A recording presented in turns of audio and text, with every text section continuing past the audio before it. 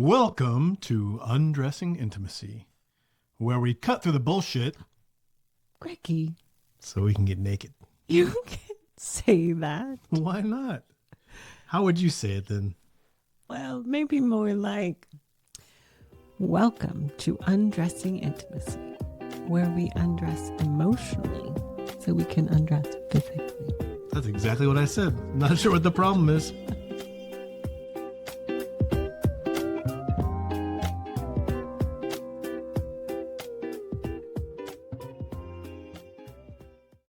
Welcome to episode number 39. We are so glad you're here. We're so excited. We have a little different episode today than we've ever done before, but we're very excited for this.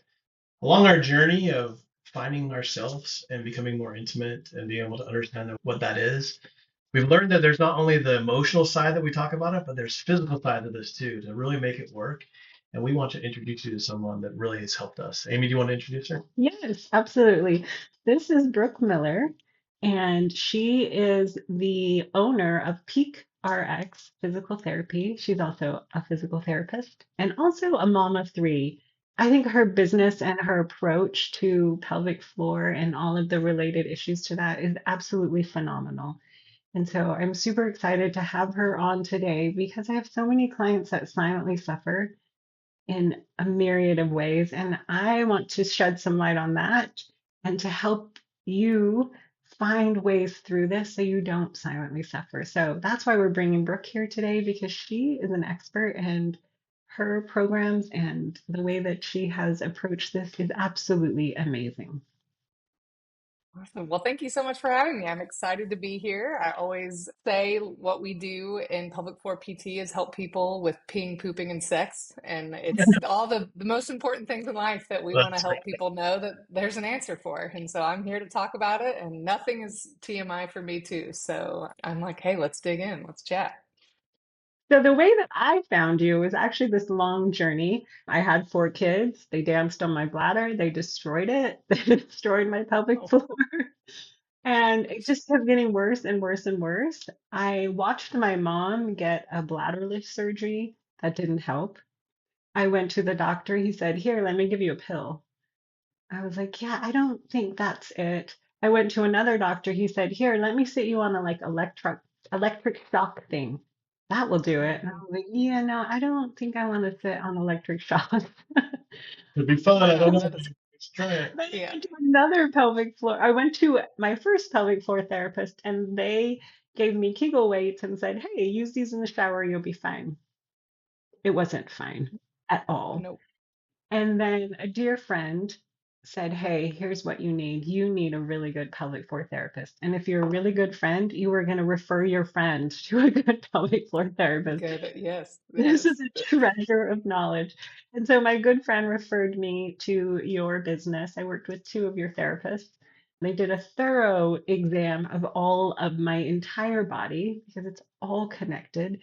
And I did 10 sessions plus a little bit more. And I walked out of those sessions being able to run, jump, retrain my whole bladder brain loop, and really launched me into more strength training and more capacity and more freedom. Incontinence was disrupting our life. It was disrupting my sleep. It was disrupting activities. And it was something that I was constantly thinking about. And it was impeding on my life. And so Yeah. finding Yeah. y'all was absolutely amazing because I feel like in so many ways I got freedom in my life back. Yeah, I love hearing that. I like have goosebumps as you say that because that's like I think so much of the time what I find is we will laugh it away a little bit. Like, oh, you pee in your pants. I think as women who've had babies, that's kind of like a badge of honor a little bit. But so much of the time it's so disruptive, like you said. I either don't feel like I can live my like be the star of my own life. I'm sitting on the sidelines of my own life. I'm not going to take part in the activities that my kids are doing or things that I used to do. Or, I have a lot of people who are like, I know where every single bathroom is in my town. Yes. Like, I have to plan my trips and, even plane rides, like travel, like it bleeds so far into it. Sex, intimacy with your partner. And so, Yeah, I never thought I would be here, but it is my most favorite thing to do is to be able to help people find that freedom from these things that just are so crippling. They're stigmatized. It's really hard to know who to talk to about this stuff too. And so I'm thankful that you had the success that you had. And yeah, it's so good to hear that for sure. So, Brooke, tell us a little bit. How did you get into this? I mean, is it like, hey, I want to be a pelvic floor therapist when I Sure. grow up, or like, It's a how did yeah, that? it's a yeah, it's not every girl's dream. You're sitting there thinking about, what you're gonna do. Yeah, I mean, it's a great question. I went to PT school, and all PT schools you are trained as a generalist, meaning you know a little about a lot, right? So they tell you that there is a pelvic floor. We had 1 hour of a pelvic floor therapist coming in to talk with us, and this woman actually only treated males. And so it was a very small little glimpse, and I was kind of weirded out by it. Never thought about it again, honestly. And it wasn't until I became pregnant with my first son, he's now 9, after I delivered, they send you home with a baby and they're like, good job, go have sex, you're good. My husband and I went to go have intercourse for the first time, and we could not do it. It was like so painful, couldn't even attempt it. And it was like so jarring. And it was like, okay, hold on, stop.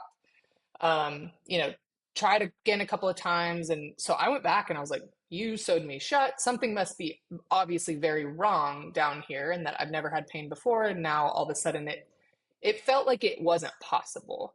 Yeah. um, I was told that I just needed to relax. I was stressed, and it would probably be a good idea for me to just drink wine before and to There you like go. Like, mellow Get a out. little loose with the get drunk, you'll be fine.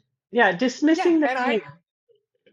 I was literally like, I had this newborn baby, like borderline depressed, and I was like, "You just want me to drink?" And I knew it. Thankfully, I knew. Like, I knew that there was a pelvic floor. So I immediately was like, all right, what do I need to do? There's not many around me at the time. There was not many, you couldn't find a pelvic floor PT. Thankfully, my partner was very patient, and we kind of stumbled along together because it took, I went and started taking courses and all of that because I was like, I need to know about my body and I need to know how to help myself. And that was it for me. I realized that I'm an Enneagram 8, and I'm very much like a justice, and I've got to fit, like, I see this gap and I'm going to go fill it type thing. And so I literally like quit my job and started PeakRx, and it was like, all right, this is what we're doing. And so it started mainly helping postpartum women, people that looked like me. But as I got into the space, man, it's so everybody has a pelvic floor, and men struggle a lot with a lot of sexual dysfunction, maybe a little bit of leaking, but a lot of pain with intercourse, pain with erection and ejaculation. We've got menopause, we've got young girls that have never had babies. Like, it can affect any and all of us, and it's such a center part of our bodies. And so, Why yeah, is that's where it it so started for me. central? Can you tell us a little bit about, like, educate us a little? Why is the pelvic floor such a central part of our Yeah, bodies? Why does it touch so many things? Like, why is it it so it's impactful? it's literally, I always say it's like a hammock. So if you think about, it's like what you're sitting on right now. It's this group of muscles that's at the bottom of your pelvis. And yes, it closes your holes and keeps you from, not peeing on yourself and stuff like that. But I think the reason why it truly permeates everything is it's a part of a bigger picture of this like deep inner core. And so this is where a lot of times people are like, I've never had babies. Why am I having these issues? Well, it's like, well, maybe you sit at a desk all day long and you have poor posture, or you're somebody who you haven't exercised in a while, and this muscle or this core, your deep core, if you will, has either gotten weak or whatever that is. And so it's literally the center of us, like in the middle of our bodies. And then because it's a part of our core, it's like, like your core is kind of always on and working. And so yeah. And I mean, think about how many times a day you pee, how often you're getting erections or having sex. And it's so subconscious too. Like, you don't think right now, you're not thinking about not peeing in the chair that you're sitting on. You don't necessarily have to will yourself to have an orgasm, or ideally that's not the case. And so it's such this like deep rooted reptilian part of our bodies, how this muscle functions. And so it's complex, it's complicated. And that's why just throwing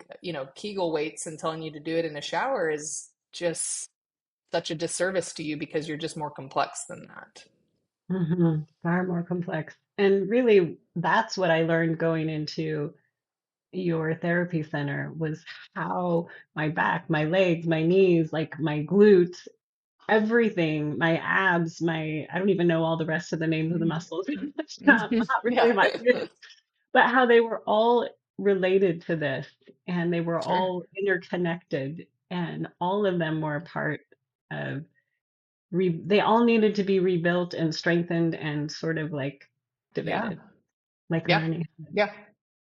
Yeah. I just think it's so cool to watch. This is kind of our story too, right? We suffered so much in marriage and intimacy, and we tried so many things, and it was through the process of we got to fix this because it's broken that we got Mhm. passionate about what you're doing it. So it's just fun to see your story too, and you're like, I am going to fix this problem. By all means, I'm going to help everyone else do it too. And so, what a joy it is to watch someone have passion about something and go make a difference in the world. So we really appreciate What's funny is through this, like physically something was wrong with me and I needed it fixed.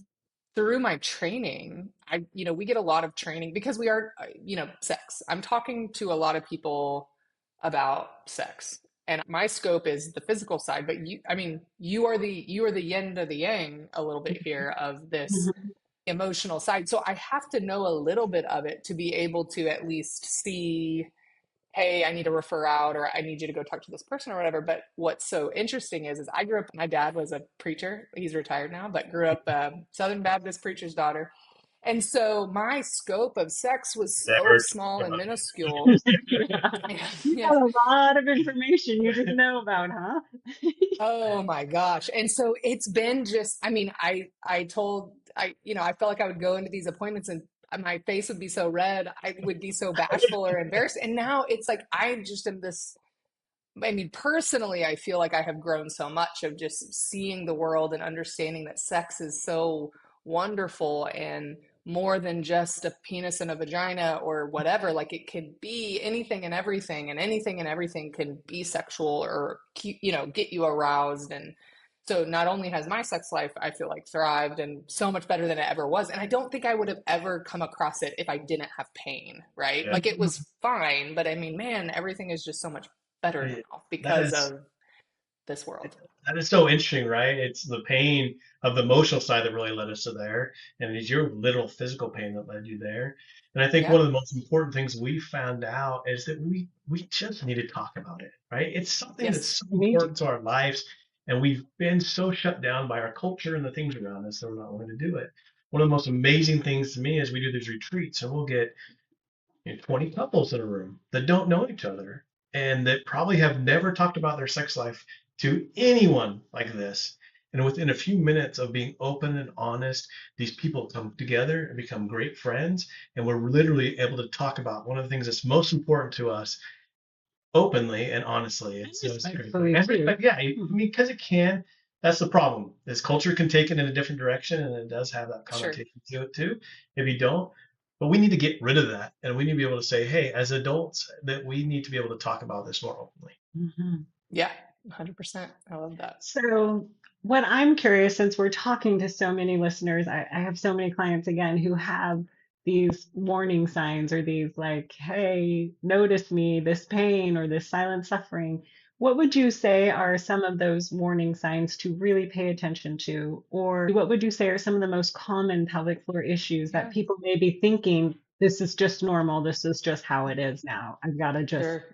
deal with it. Yeah. This is just life. Or, yeah, I think a lot of times it's like, oh, well, I had a baby, so I have to deal with this. Or my mom had it and my grandma had it, so I must, this is just genetic or something like that. I hear that a lot.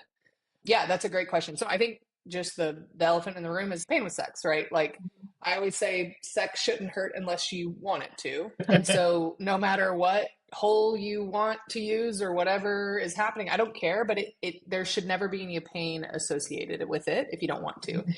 And this is something like, well, I'm just dry. Well, it's like, well, then lube will work. If lube doesn't work, then it's not a dry problem. It's going to be more of a muscle problem. And when you come to see us, there's actually so many reasons for pain with intercourse. It can be muscle, it can be nerve, it can be dermatologic, it can be many things, but a pelvic floor PT is versed enough to be able to delineate that for you, especially if you have been to an OB or a gynecologist and they've kind of brushed you off.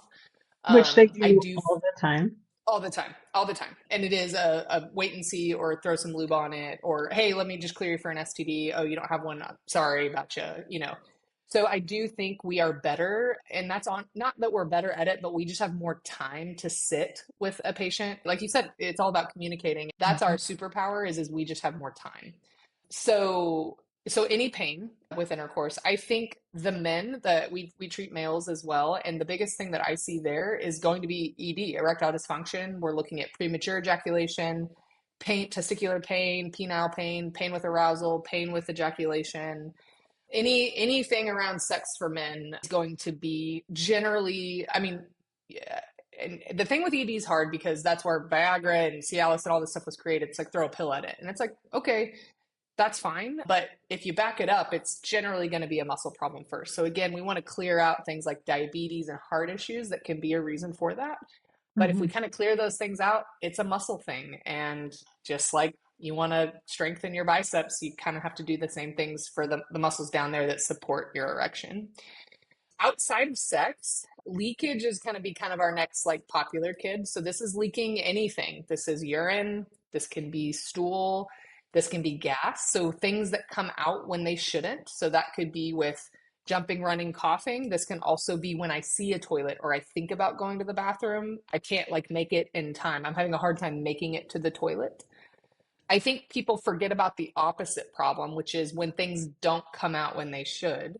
So Mm. this could be things like urinary retention, hesitancy to void, things like that are also, again, there is a muscle component to it. And so constipation, bloating, distension, these are all things that we see a lot in our clinic as well.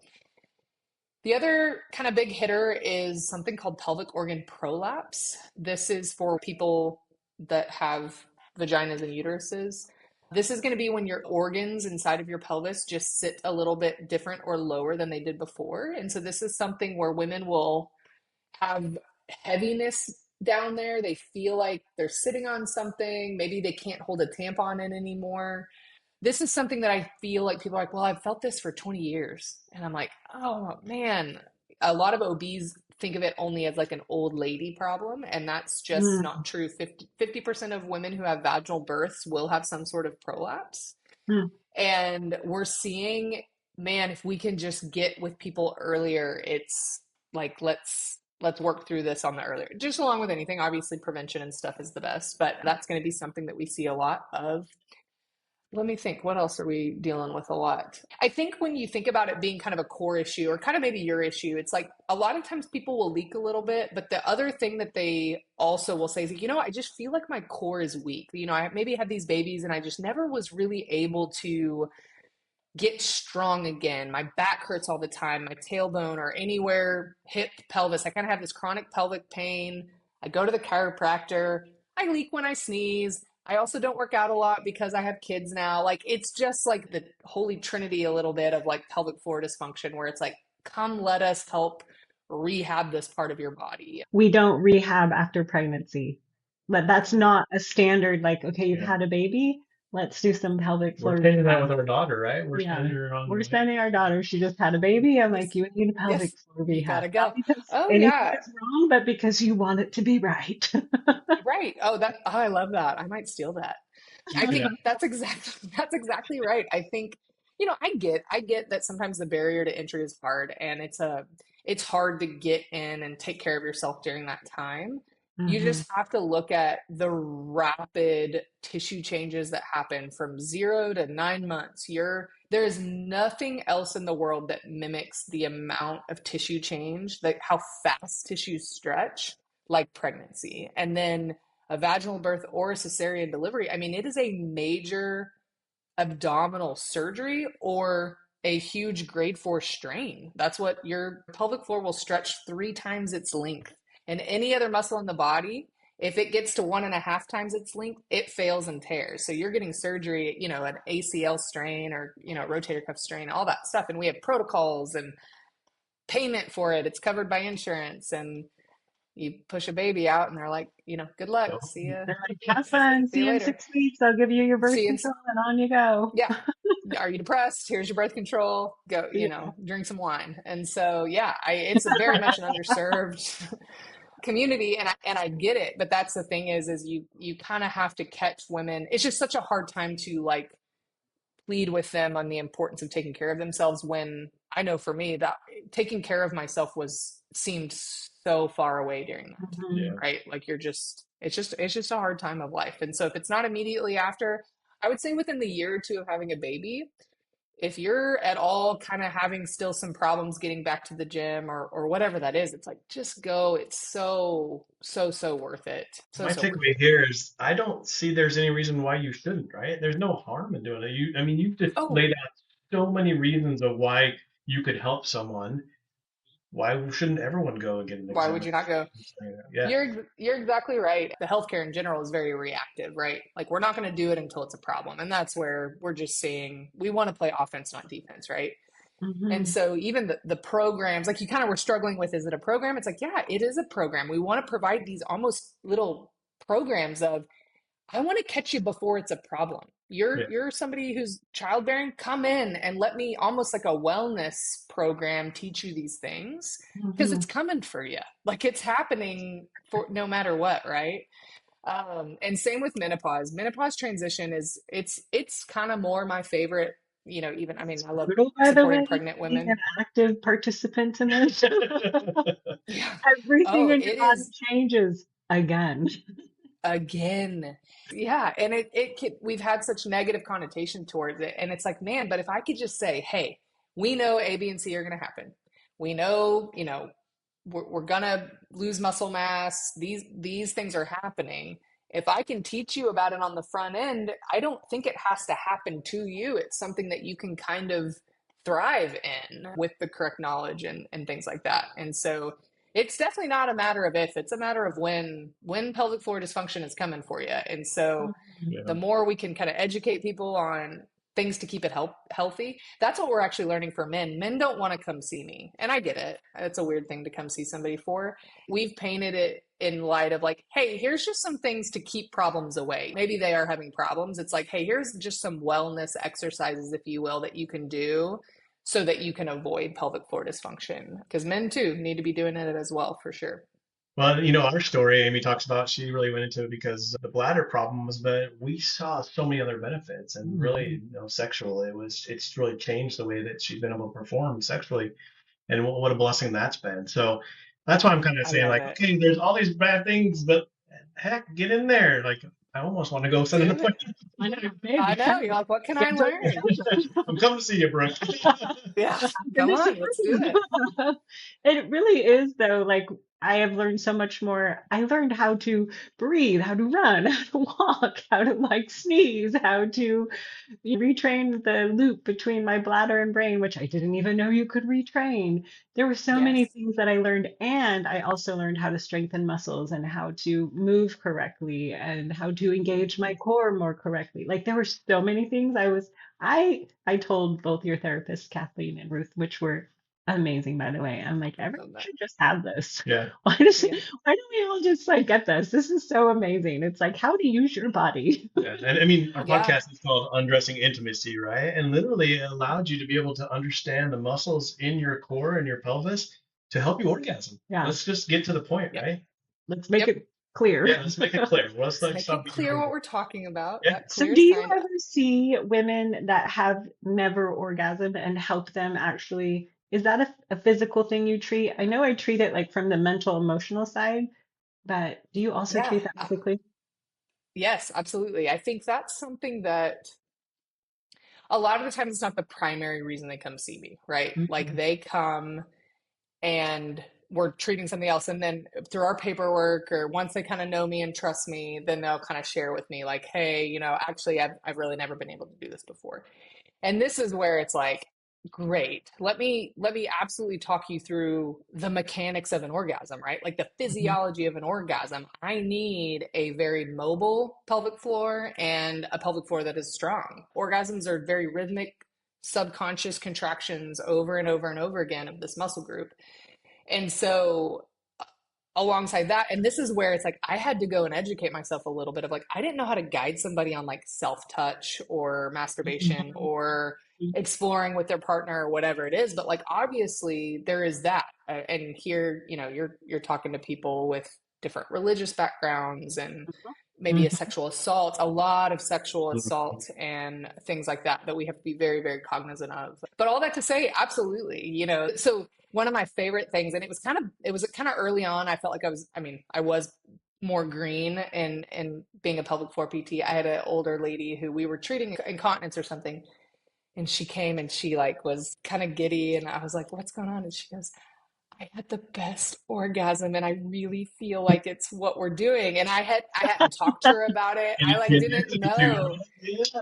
And it was like so cute. And I was like, oh my gosh, I'm so excited for you. And it was just something that it was like a secondary, like cherry on top thing that we didn't Yeah. even know was going to happen. Or I hadn't asked her about it. I didn't even know it was maybe a problem. And so, absolutely. Now, here, y'all know even better than me, like the ability to orgasm. Yes, it's physical, but I think it's 90% Yes. mental, emotional, connecting to your Yep. person, whatever it is. Right. And so, But there is a I think the physical bear. component that is There helpful is. for people to know that is actionable. Like, hey, you got to know how to engage certain muscles and how to Yep.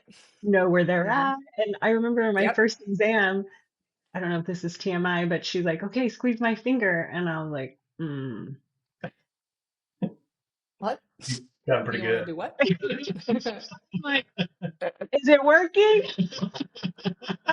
Can you feel me? She's Yes, I Like, love it. nope. And I'm like, Nope. It's huh. okay. We say it's okay. Try again. We'll keep working on it. But Yeah. I'm No, you're very exactly right. aware of all of those muscles and groups now. And Mhm. like I said, it's been very informative. And it wasn't that I couldn't orgasm before, but it's definitely improved Yeah. the Well, experience. it's like I always say it's kind when you're really, getting in touch with your pelvic floor, it's like dexterity a little bit. Like you have control over something that you didn't know existed before. Hmm. And now not only do you know it existed, I now can like move it and pick it up and put it down and whatever. Hmm. So I it's learned like that too. yes, yeah. It's a There. cheat code in sex where it's like, hey, you can do different things to experience pleasure differently and to slow it down or speed it up or whatever that is. And so absolutely. It's just knowing your body more. It's an extra tool to have in your toolbox. I will say though, I this just came to my mind. I had somebody, sometimes the inability to orgasm, like you said, it is physical.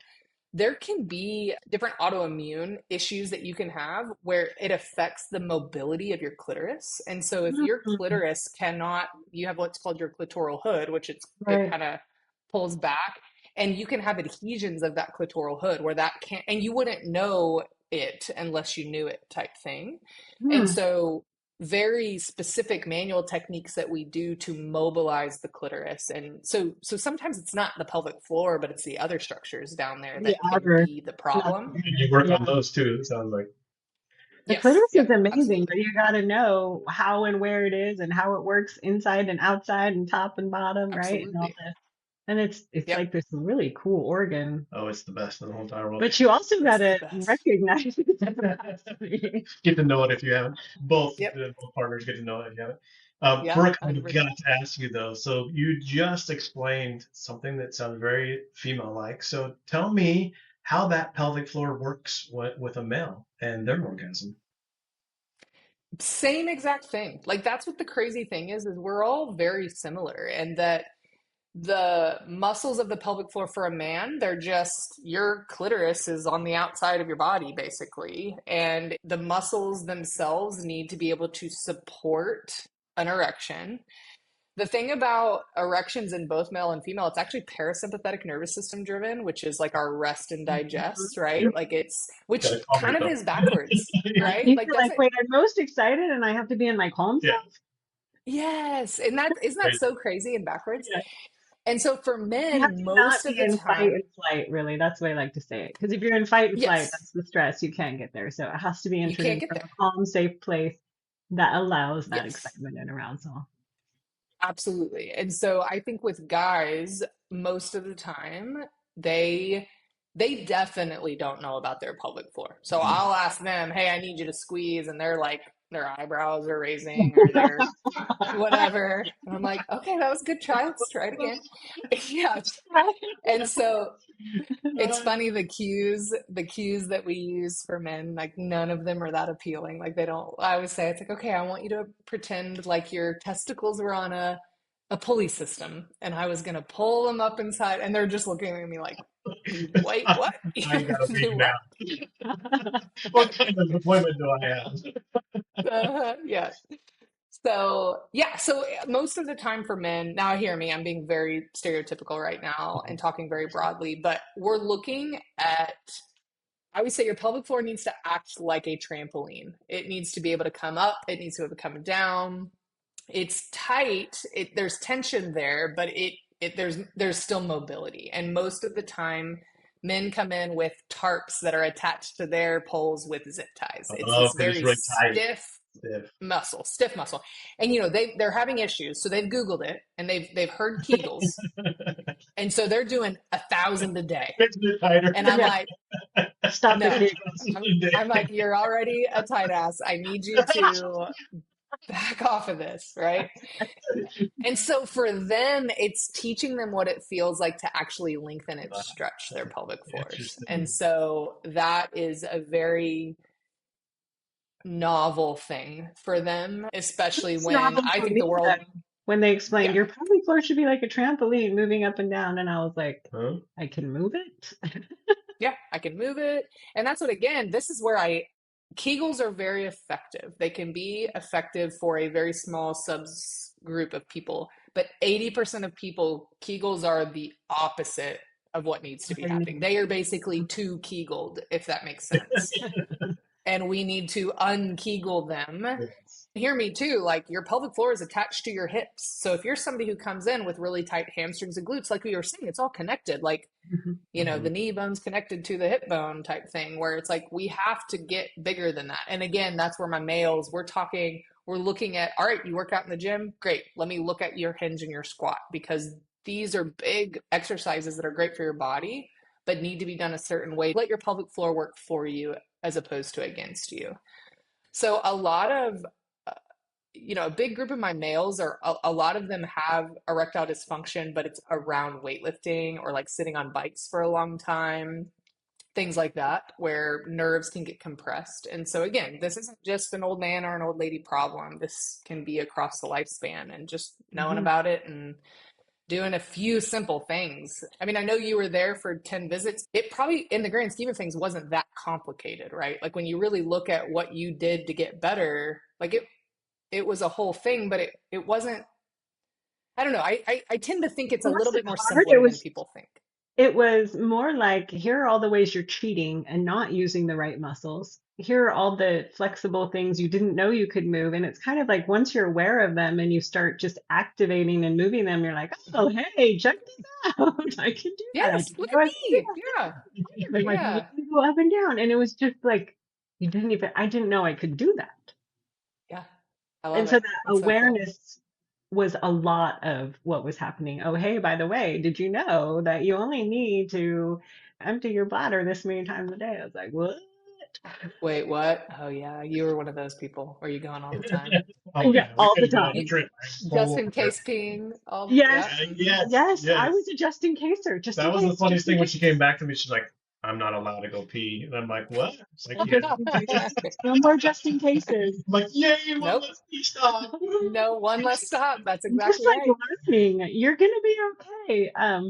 I would like squat and then cheat and pull with my back, so my back always hurt. I was never using my Yeah. hamstrings and glutes, so I would like move out, and my hips were super tight, my IT bands were super tight, and all of these were contributing. And so it was like Hmm.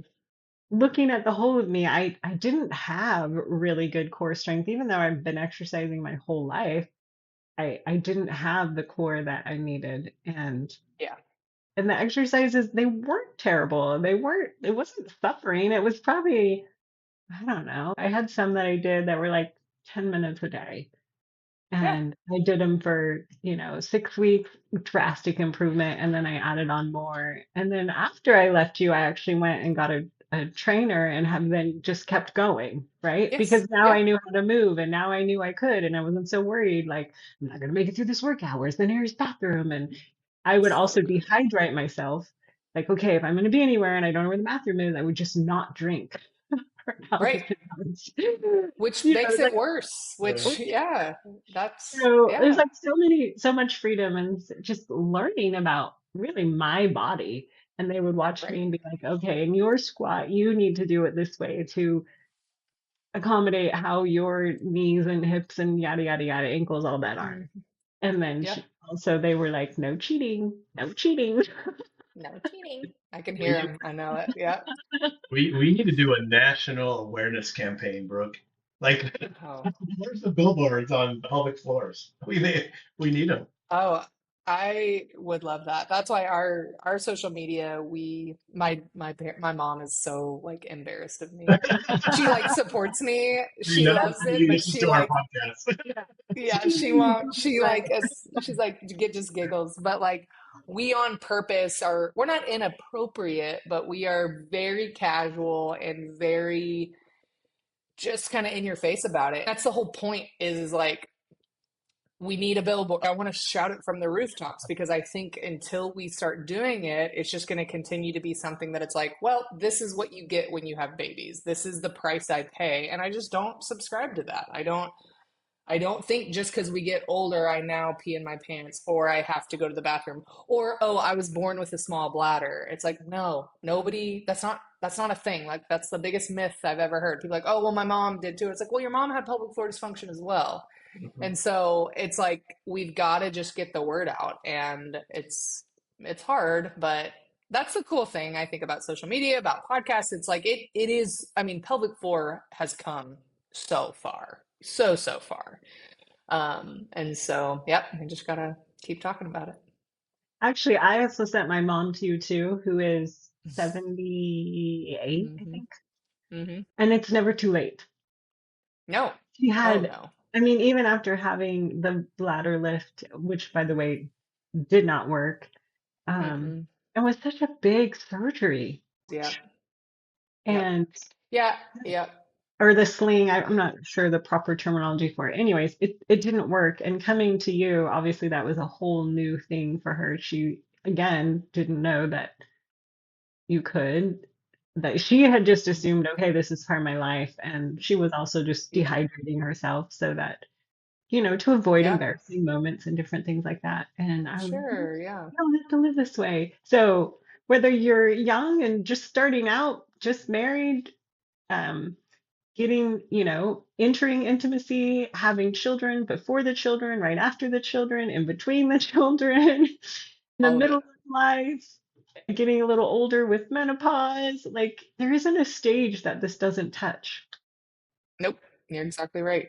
Yep. And I think, yeah, I think it's just important that it's a thing. And that's what people are like, I didn't even know this type of thing existed. So I think there's those people. I think that there's people that know about pelvic floor, but they just don't think it's for them or they think it's weird. And it's for sure weird. Like, we're going to talk about weird stuff and but it's like it's okay, and that's where I tell people I look at vulvas all day long. Like this is my job.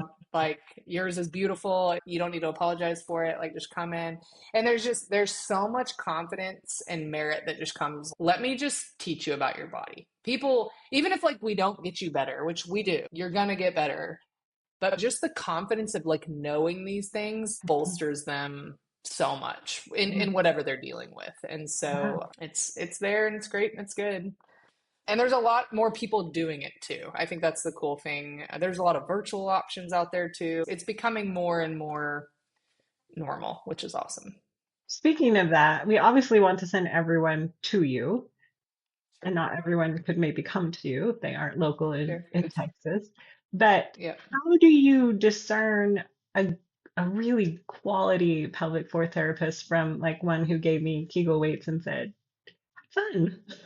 Yeah, good luck. That's a great question. I would encourage everybody when you are looking for somebody to call, kind of interview them. They should be able to get on the phone with you and talk through, what's their style. I would ask, like, tell me about your experience. How long have you been treating? And not like somebody having not a lot of experience is bad, but I do think that you want to make sure that they have experience at least in what you're dealing with. I think that that's kind of the first thing. I think just asking like what's their preferred, way to treat. I think the bad, and by bad I just mean, I would say everything, there's nothing bad. It's just good, better, best. I think the good might be very passive. Hey, you're going to lay on your back. We're going to do a lot of passive modalities. So this is, we're going to stick things up inside of you. You're just going to lay here and do Kegels while I go over here and help somebody else. People telling you to not lift or to stop exercising, things like that. Those are going to be PTs that I just don't think are up to speed on the research, because I think that's the biggest thing that we're seeing is like, if I can just get you to get into a fitness program, that is the best gift that I can give you as a human being. So whether you're leaking, you have prolapse, you have pain with intercourse, like I'm going to help you with that, but you will be exercising by the time you leave, because that's what's going to make this stick for you, right? Like it's the whole body working. And so I think if you have somebody who's so focused on the pelvic floor that they forget about all the other things that keep a body healthy, that's another kind of, I don't know, just maybe like a yellow flag of find somebody else. There's some good locators out there. There's pelvicguru.com, and then there's what's called pelvicrehab.com. Put in your address, your zip code, and it's a directory where you'll be able to find people that are trained in good, trainings and things like that, that you can Mhm. find somebody kind of near to you. And so definitely say to take advantage of that. I think it's hard. And so much of it's personality, right? I'm not everybody's cup of tea. So I think that so much of it's like you just want to feel safe and you want to feel seen and respected in your appointments. And so if you ever feel like you are dismissed or bullied, or I don't know, I think it's kind of like a vibe. Like, please fire that person and move on to somebody else, because it is very sensitive topics, and I think that's the best thing is you're going to get better when you trust the person that you're working with. Do you offer any virtual options in your We do. business? Yeah, we do. And that's where a lot of the times I'll meet with people virtually. A lot of pelvic floor stuff is, especially things like urgency and frequencies, so much of it's just like, let me educate you. And so that can be done via conversation. I generally, if I meet with somebody virtually, if I'm like, hey, I really need somebody to look at your pelvic floor, that's like we find somebody together where it's like, okay, let me do a little search, let me put you in contact with somebody, and then that way it's like I'll either pass them off or whatever. But yeah, we've got people that see us. It works some of the time, but obviously we are physical therapists, and I do think that there is merit to being in person sometimes. And so I'm very honest with them of like, hey, I think you need to let's find somebody closer to you so we can kind of help people if we feel like that's what's going to be best for their bodies. So all those virtual people or all of our friends in the DFW area, how do they find you? Yeah, that's great. So they can find us PeakRx, PeakRx therapy.com is our website. So go there, you can look around. We have a form if you're interested and want to hop on a call with anybody to kind of chat more, we can do that. Follow us on Instagram. That's where I'm a millennial, so I don't know what TikTok is or know how to use that. So don't try to find me there. So That Instagram was is some going to be where you interesting can find TikTok. us. Yeah, I don't get it. I tried. We have like 4 things up and I'm like, I can't do this. I can't do it. So, and that's just PeakRx, PeakRx. And so follow us there. A lot of the times I always say people follow us from afar for a while. Just peruse the content. You can kind of pick and choose what you look at and just reach out and ask. It's such it can be daunting, but it's such a, I don't know. It's just freeing, and it's just really Mhm. not as big of a deal as people think it is, for sure. That's the word I would use for it. It's so freeing. And when I find these people like suffering or silently in pain, you're like, go now. Don't wait. Just Go go. now. Yeah. There's so Yeah, much go. freedom and goodness. You don't have to suffer or be in pain. Please go. Yeah. I think I spent all day talking about pelvic floors with you, but we don't have all day, so we're gonna have to wrap up. Yeah. But we really appreciate you, Brooke, for being on. What a blessing it is to have you here, and we're so thankful for our audience. Everyone out there, please, please, please go like and subscribe to this podcast. It helps us. Leave comments for us. You can email us also with your questions and concerns, and join us on langfordlifecoaching.com. There's a little button at the top of every page that says free consult. We love to talk to you. Your work in your office changed my life. So personally, Yeah. Thank you. And mine too. So Yeah. Yes. You're like, thank you. All right. Until next time, keep on. Undressing your intimacy. Bye bye.